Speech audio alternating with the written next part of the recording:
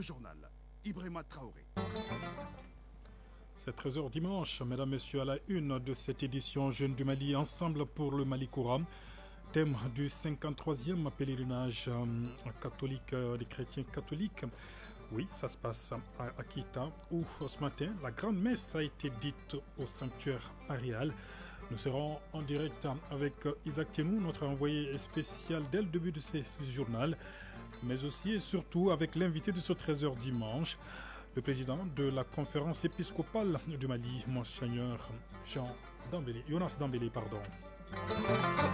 Dans ce journal, nous serons également en direct avec Dr Ishaka Moumine Kone, il est secrétaire exécutif du Haut Conseil national de lutte contre le sida. Nous parlerons avec lui de la situation de la maladie au Mali en ce 1er décembre, journée célébrée donc journée mondiale de lutte contre le sida.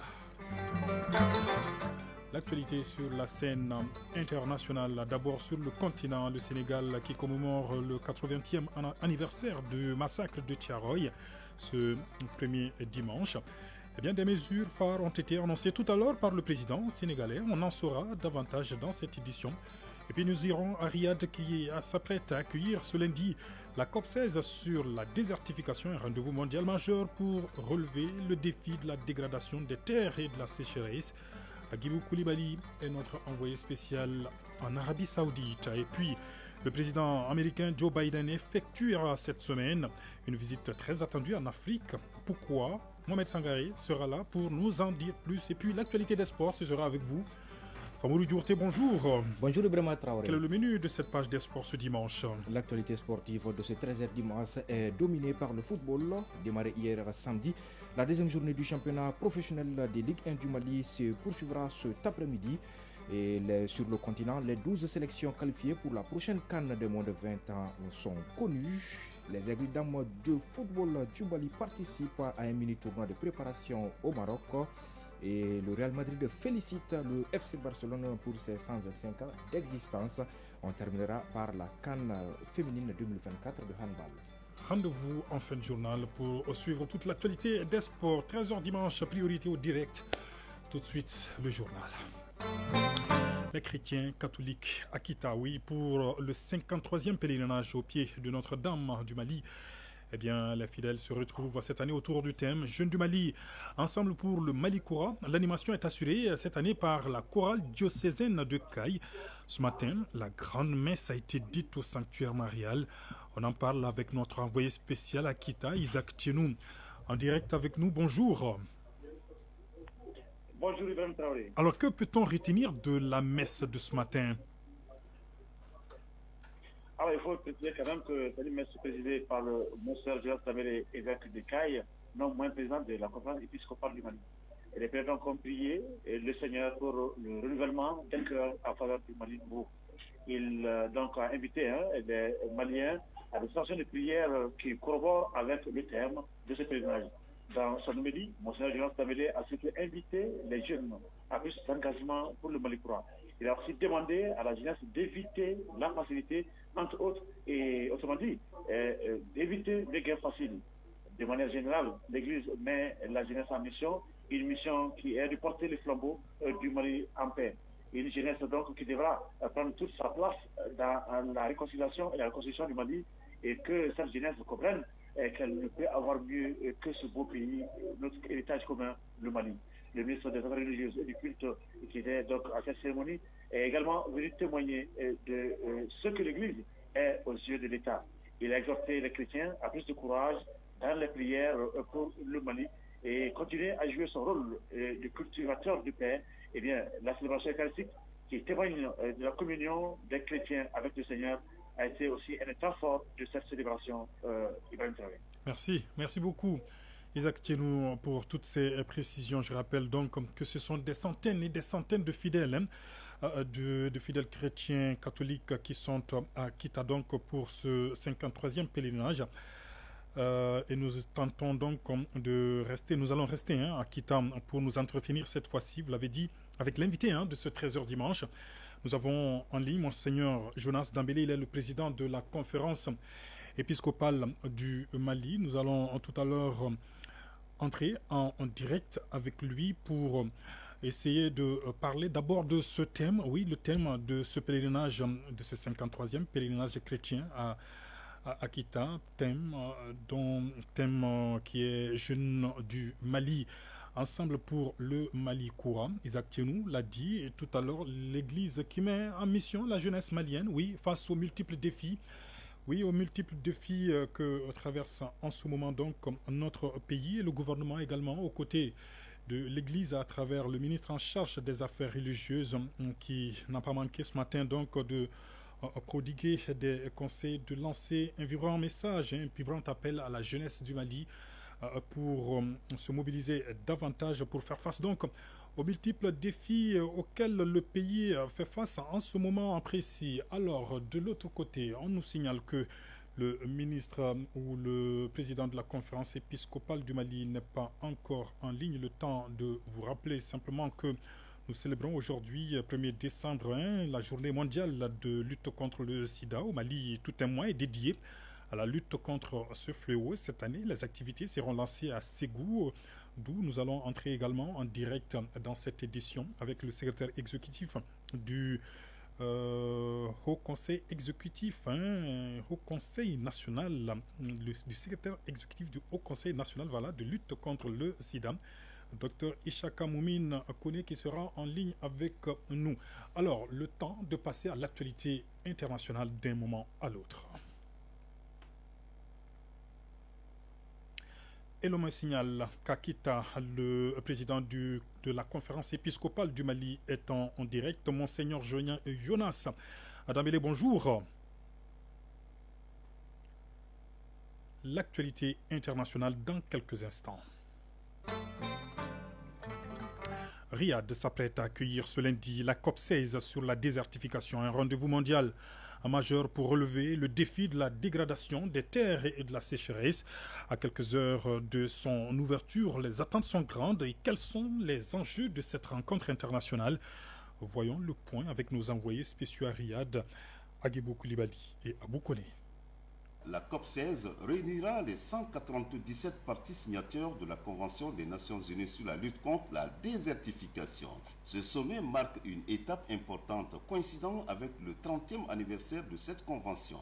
Le Royaume d'Arabie Saoudite, hôte de l'événement, entend mobiliser la communauté internationale autour de solutions concrètes pour restaurer les terres dégradées et renforcer la résilience face aux sécheresses croissantes. Lors de la signature de l'accord en janvier 2024, le ministre saoudien de l'Environnement, Abdrahman Al-Fadley, avait annoncé des initiatives phares comme l'initiative verte saoudienne, témoignant de l'ambition du pays.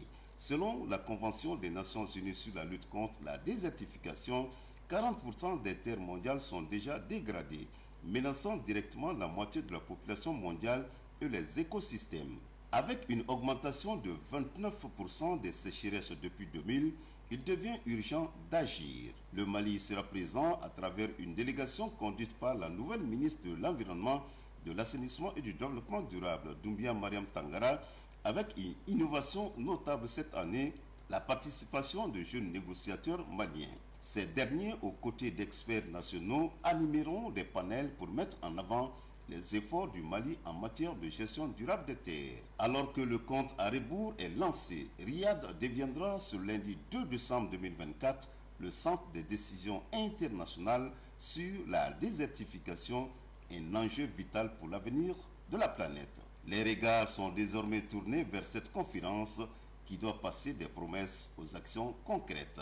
Riyad, Agibou Koulibaly, Abou Kone pour l'ORTM. Et nous parlerons tout à l'heure du Sénégal avec la commémoration du 80e anniversaire du massacre de Thiaroye ce dimanche 1er décembre. Le temps de passer à cette actualité avec le président américain Joe Biden qui effectuera cette semaine une visite très attendue en Afrique afin de présenter un projet de chemin de fer soutenu par les États-Unis et traversant 3 pays. On en parle avec vous, Mohamed Sangaré, bonjour. Et bonjour Ibrahim Traoré. Alors expliquez-nous quel est l'objectif de ce déplacement du président américain Joe Biden sur le continent. Oui, le voyage de 3 jours de Joe Biden en Angola, prévu pour commencer lundi, a pour objectif principal de promouvoir le développement du corridor de Lobito qui relie la Zambie, le Congo et l'Angola. Ce corridor est perçu comme une initiative stratégique visant à renforcer les liens économiques entre ces pays et à offrir aux États-Unis une meilleure position pour contrer l'influence grandissante de la Chine sur les ressources minérales essentielles de l'Afrique.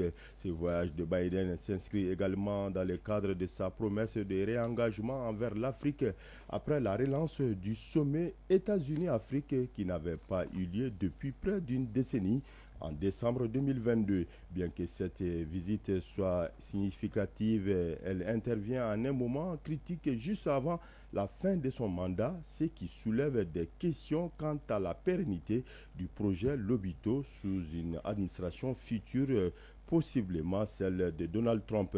Des analystes suggèrent que cette initiative pourrait s'aligner avec les priorités de Trump qui vise lui aussi à contrer l'expansion de l'influence chinoise en Afrique. En effet, d'un point de vue américain et européen, l'accès aux minéraux nécessaires pour favoriser une transition vers des économies plus écologiques est devenu un enjeu crucial. Sans cet accès, les États-Unis et l'Europe risquent de se retrouver et à la traîne de la révolution verte à l'échelle mondiale. Le corridor de Lobito est donc plus qu'un simple projet d'infrastructure. Il représente une porte d'entrée stratégique vers les minéraux essentiels du Congo et de la Zambie qui sont essentiels pour soutenir la transition énergétique des États-Unis et de leurs alliés. Ibrahim. Merci. Merci beaucoup, Mohamed Sangari. Nous voyons le reste de l'actualité internationale en plus bref avec vous, Ousmane Adaou. Bonjour. Bonjour, Ibrahim Traoré. Commémoration du massacre de Thiaroye. Nous sommes au Sénégal. Le président Bassirou Diomaye Faye annonce des mesures phares. Oui, tout d'abord, premièrement, le président Bassirou Diomaye Diakhar Faye va initier le 1er décembre un mémorial en l'honneur des tirailleurs qui sera érigé à Thiaroye pour servir de lieu de recueillement et de mémoire ouvert à toutes les nations dont il était originaire ainsi qu'au grand public. Deuxièmement, un centre de documentation et de recherche dédié aux tirailleurs sera érigé pour conserver la mémoire. Ce centre recueillera des archives, témoignages et récits tout en soutenant la recherche et l'éducation autour de cette histoire partagée. Troisièmement, des rues et des places porteront le nom de cet événement tragique de ces soldats pour inscrire leur sacrifice dans notre quotidien et notre histoire collective. Quatrièmement, l'histoire de Thiaroye sera enseignée dans les curricula éducatifs. Ainsi, les générations futures grandiront avec une compréhension approfondie de cet épisode de notre passé. Cinquièmement, la journée des tirailleurs est désormais fixée le 1er décembre de chaque année, jour de commémoration du massacre de Thiaroye. Rappelons Ibrahim Traoré, il y a 80 ans, l'armée française ouvrait le feu sur ses propres hommes qui réclamaient juste leur dû et appelaient à l'époque tirailleurs qui étaient regroupés dans le camp de Thiaroye au Sénégal. Il y avait des soldats maliens, guinéens, sénégalais entre autres. Cette commémoration s'est déroulée ce matin en présence d'une forte délégation malienne, des présidents mauritaniens, gambiens et bissau-guinéens. En Côte d'Ivoire, l'ancienne première dame Simone Gbagbo a été investie par son parti Mouvement des Générations Capables, candidate à l'élection présidentielle d'octobre 2025. C'était hier dans son village natal, dans la commune de Grand Bassam. Simone Gbagbo a été désignée, vous l'avez dit, par le parti Génération Capable MGC comme candidate à la prochaine présidentielle. L'ex-épouse de l'ancien président ivoirien Laurent Gbagbo a présenté la réconciliation nationale à travers une amnistie, la souveraineté alimentaire, l'industrialisation ou encore l'instauration de services militaires et civiques obligatoires parmi ses priorités une fois qu'elle serait élue. Pour la première fois, Simone Gbagbo avait à ses côtés le vice-président du PDCI RDA et le président du COJEP, Charles Blekoudi. En République démocratique du Congo, l'opposition monte au créneau contre le projet de changement de la Constitution. Une semaine après la sortie médiatique du président Félix Tshisekedi à Lumumbashi, fief des opposants Moïse Katumbi, le président du tout-puissant Mazé Anglevert, et Joseph Kabila, l'ancien président, concernant le changement de la Constitution, hier les partis politiques de l'opposition sont montés au créneau toujours à Lubumbashi. Ces formations sont ensemble pour la République de Moïse Katumbi, le LDG de Augustin Matata Ponyo, ancien Premier ministre, les idées de Martin Fayoulou, candidat malheureux à la présidentielle, et le fils de Seth Kikoumi, qui sont désormais réunis au sein de la nouvelle plateforme appelée Front Social, qui s'oppose fermement à toute modification de la Constitution. Avec ce slogan, Ibrahima Traoré, à l'unisson, disons haut et fort, pas de changement de la Constitution, pas de présidence à vie en RDC. En Namibie, l'opposition demande l'annulation pure et simple des élections générales de mercredi dernier. Padoulemi Itula, le principal candidat de l'opposition, a déclaré hier que son parti ne reconnaîtrait pas les résultats d'une élection prolongée de manière controversée et marquée par des allégations de fraude.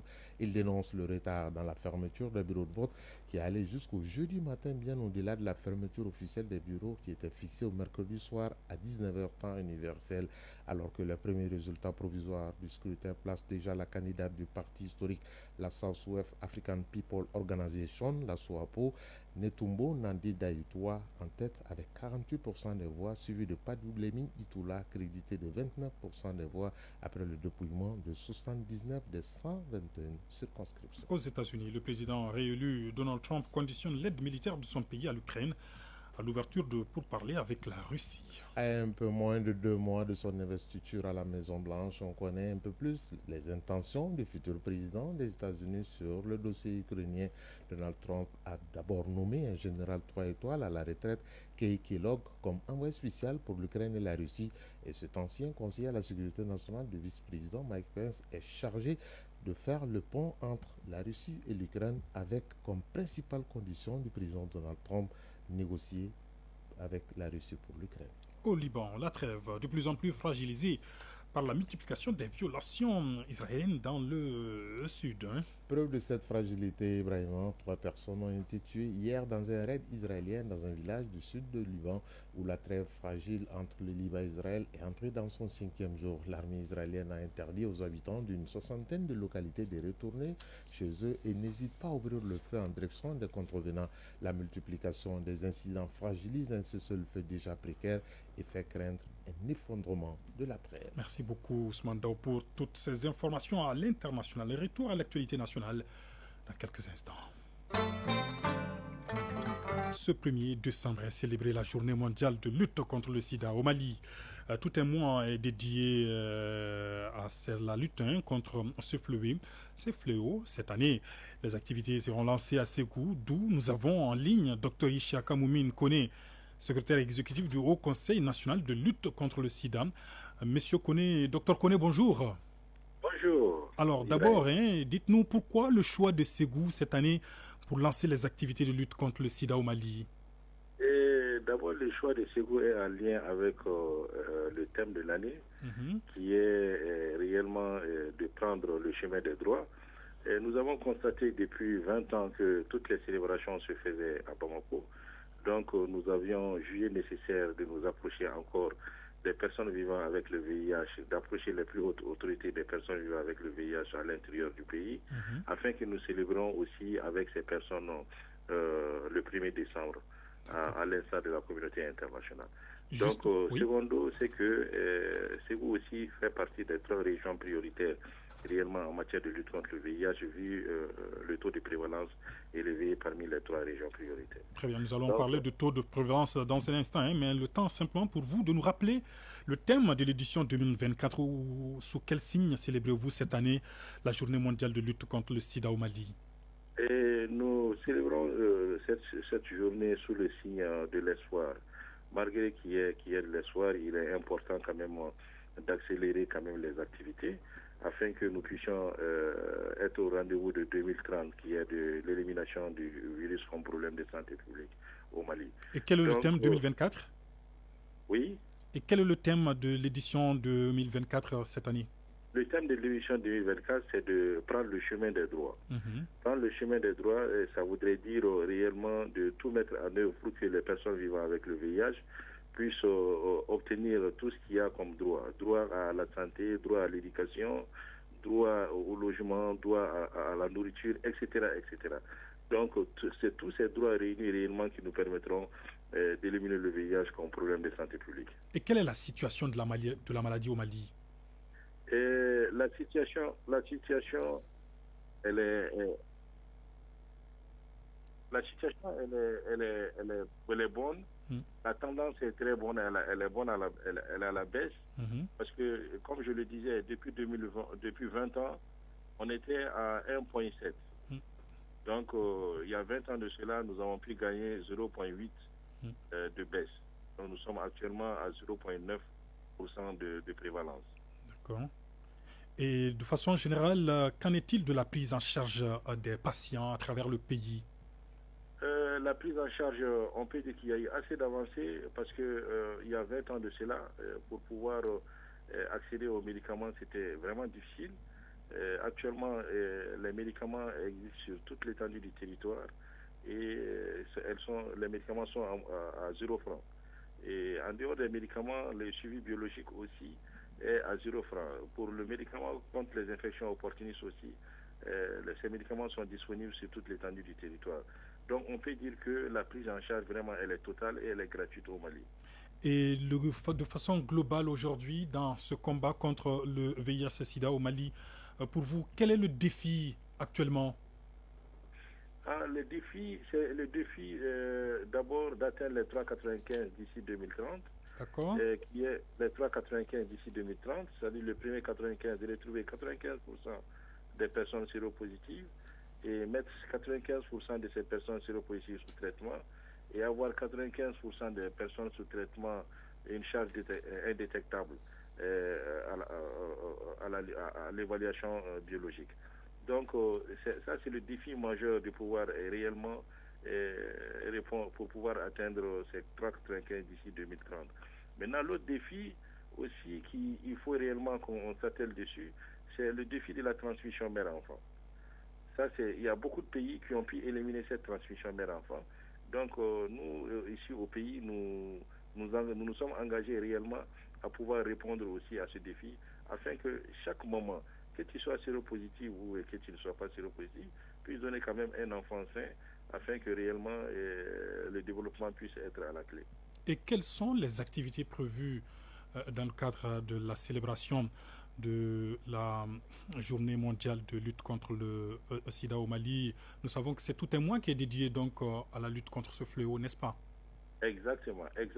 Donc, comme vous l'avez dit, le lancement, la célébration d'abord sera faite à Ségou et en même temps le lancement des activités de tout le mois de décembre aussi sera fait à Ségou demain le 2, lundi 2 décembre. D'accord. Donc, après le lancement, il y a tout le bois a été divisé en 4 semaines. D'accord. Donc, la première semaine sera dédiée aux régionaux. Donc, nous allons faire toute la semaine dans la région de Ségou, où il y aura assez d'activités. Il y a des conférences, des courses de pirogues, des matchs de foot, etc., qui sont prévus. Et même un concert géant a prévu à Ségou.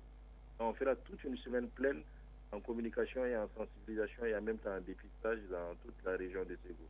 La deuxième semaine est surtout parrainée par Madame le ministre de la Santé. Donc, elle a comme thème la prévention de la transmission mère-enfant. Donc, la troisième semaine, elle est dédiée aux forces de défense et de sécurité, qui est co-parrainée par les deux ministres. Donc, où les forces de défense et de sécurité aussi vont dérouler assez d'activités afin que réellement on puisse aussi, à leur niveau, apporter une valeur ajoutée à la lutte contre le VIH. Alors, la quatrième semaine sera dédiée aux structures associatives et aux ONG. Donc, elle sera co-parrainée par Madame le ministre de la promotion de la femme, de l'enfant et de la famille, mais aussi par le président du Conseil économique, social et culturel. Là aussi, il y a assez d'activités de sensibilisation, de dépistage, des conférences aussi qui sont prévues durant cette semaine-là. Un appel particulier à lancer en ce moment précis aux Maliens?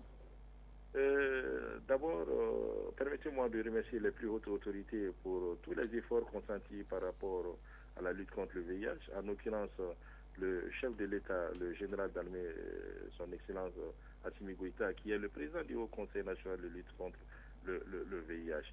Donc, j'appelle tous les Maliens à prendre une prise de conscience de l'existence de cette maladie comme problème de santé réel au Mali. Et j'appelle aussi, je lance un appel à la population de de Ségou de sortir massivement afin que nous puissions faire une belle célébration durant quand même toute une semaine pleine à Ségou. Je remercierai aussi le gouverneur de Ségou et l'ensemble des populations de Ségou, les notabilités de Ségou, qui ont bien quand même accepté, ils ont bien voulu accepter que ces événements se passent dans leur région. Et ils sont en train de se donner corps et âme pour la réussite. Donc, en dehors de ça, mes remerciements vont à l'endroit des partenaires techniques et financiers. Docteur Ishaka Moumine Kone, je rappelle que vous êtes secrétaire exécutif du Haut Conseil national de lutte contre le sida. Merci d'avoir répondu à nos différentes questions. Merci beaucoup, Ibrahim. L'actualité des sports dans quelques instants.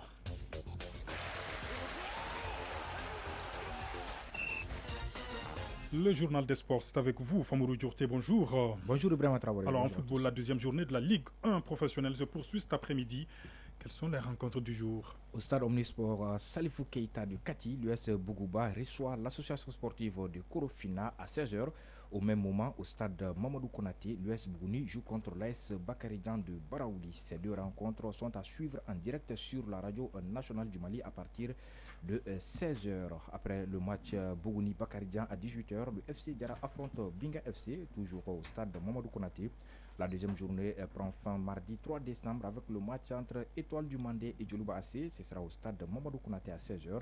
Le match Stade Malien de Bamako à Esral de Bamako est reporté en raison du déplacement du Stade Malien en Angola pour son deuxième match de la Coupe CAF, son deuxième match de poule. En ouverture de la deuxième journée de la Ligue 1 professionnelle du Mali, ce samedi, 11 créateurs et l'AS Police se sont neutralisés 0-0. C'est ce même score nul vierge qui a sanctionné la rencontre entre l'USFAS et Afrique Football Elite. Les qualifications pour la CAN masculine des moins de 20 ans en 2025 ont livré leur verdict. Les nations qui représenteront leur zone lors de la phase finale sont connues, n'est-ce pas? Suite à la victoire 4-0 de l'Égypte sur la Libye ce samedi, on connaît désormais les 12 nations qualifiées pour la phase finale de la CAN de moins de 20 ans en 2025. Dans la zone Afrique de l'Ouest, on a le Sénégal, la Sierra Leone, le Ghana et le Nigeria. La Tanzanie et le Kenya sont les qualifiés de la zone Afrique de l'Est. Dans la zone Afrique australe, les représentants sont l'Afrique du Sud et la Zambie. La République démocratique du Congo et le Congo défendront les couleurs de la zone Afrique centrale. Et enfin, dans la zone Afrique du Nord, on a le Maroc et l'Égypte. Après le désistement de l'Égypte en tant que pays hôte, l'Afrique du Sud semble être le choix privilégié pour prendre la relève de l'organisation. Toutefois, la Confédération africaine de football CAF n'a pas encore officialisé cette décision. La phase finale de la CAN masculine des moins de 20 ans de football est prévue du 19 février au 11 mars 2025. Pour rappel, le Sénégal est champion en titre.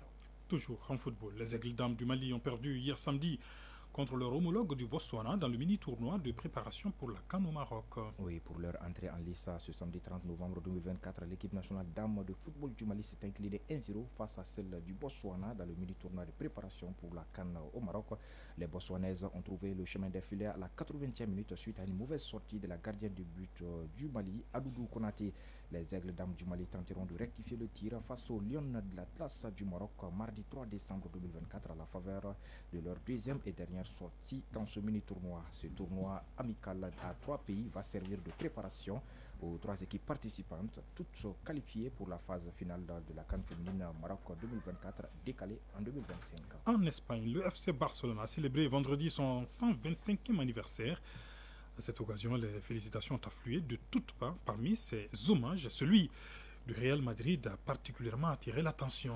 Oui, à travers un post sobre et classe, le Real Madrid a écrit, je cite, « Félicitations pour votre 125e anniversaire FC Barcelone.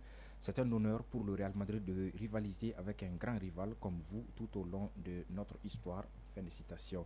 Ce message partagé sur le réseau social X, anciennement Twitter, illustre la reconnaissance mutuelle et l'importance des confrontations entre les deux clubs. Depuis plus d'un siècle, le Real Madrid et le FC Barcelone ont forgé une rivalité sportive légendaire qui s'est exprimée sur la scène nationale et européenne. Alors, Las Palmas, hier samedi, Las Palmas quand même est allé rendre la fête un peu amère au FC Barcelone en allant battre les Catalans chez eux 2-1. Le Real Madrid joue tout à l'heure à 15h15 contre Getafe. CAN féminine 2024 de handball pour terminer. La 4e journée des matchs de poule se joue ce dimanche. Oui, dans le groupe A, le Congo et le Cap-Vert jouent en ce moment. Le score est de 12-8 pour le Congo après 12 minutes de jeu. Tout à l'heure à 14h, l'Égypte affronte le Kenya. La dernière affiche du groupe A mettra aux prises à 16h le Sénégal et l'Algérie. Dans le groupe B, l'Ouganda et la Tunisie ont ouvert le bal de la 4e journée. La Tunisie s'est imposée 47-18 face à l'Ouganda. Le Cameroun reçoit l'Angola à 15h et la Guinée joue contre la République démocratique du Congo à 17h. Hier samedi, lors de la 3e journée dans le groupe B, les Léopards d'Armes de la République démocratique du Congo ont remporté une victoire importante, 25-23 contre la Tunisie. Cette victoire est la 2e en 3 sorties de la RD Congo dans cette 26e CAN féminine de handball qu'elle abrite. Toujours dans le groupe B, l'Angola a battu la Guinée par 35-22 et le Cameroun a dominé l'Ouganda 36-16. Dans le groupe A, le Sénégal a enregistré sa 3e victoire en autant de matchs et a infligé par la même occasion à l'Égypte sa première défaite dans le tournoi. Le score est de 31-24. Le Cap-Vert a pris le meilleur sur le Kenya 34-26. L'Algérie s'est inclinée 17-24 devant le Congo. Merci beaucoup, Famouri Dioté, pour toutes ces informations sportives.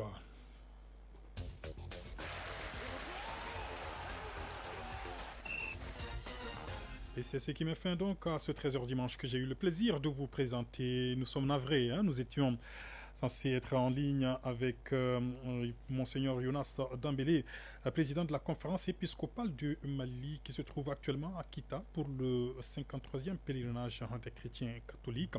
Des conditions techniques ne nous ont pas permis donc d'entrer en contact avec Monseigneur Jonas Dambélé et toutes nos excuses pour cela. Merci, grand merci à toute l'équipe qui m'a aidé à préparer cette édition avec à la mise en onde Alimata Ouattara, à la réalisation Lassina Keita, la coordination éditoriale, Bemba Sibi et Ousmane Dao. Retrouvez Rétro 7 juste après moi et à 19h30 la grande édition du soir. D'ici là, je vous souhaite de passer de très bons moments de radio en notre compagnie.